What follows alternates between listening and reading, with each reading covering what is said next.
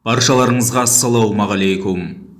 Сандықтың ішінде алтын бар ма жоқ па, оны ашқаннан кейін ғана білесің. Тұңғыш президент Нұрсұлтан Назарбаевтың үлкен қызы Дариға жайында даулы ақпараттар тарап жатыр.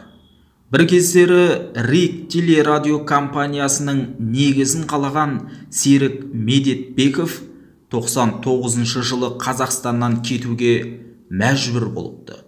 Оған басты себептің бірі Дариға және оның күйеуі Рахат Әлиевтердің дәл сол кезде Серік мырзамен бірге бәсекелестікке түсуі.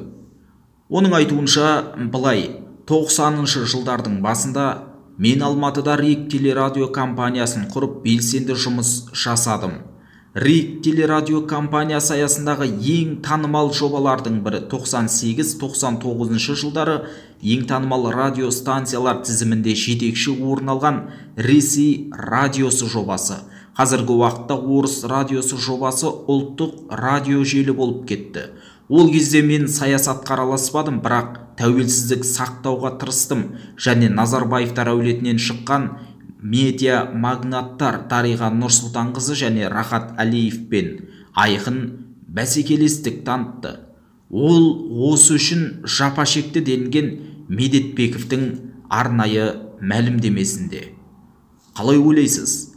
Дариға сол уақыттары өзіне қатарлас теңдес болған азаматтарды елден кетіруге мәжбүр болды деген пікірмен келісесіз бе? Төмендегі комментарийге пікір қалдырыңыз, каналға жазылып қолдау білдіруді ұмытпаңыз.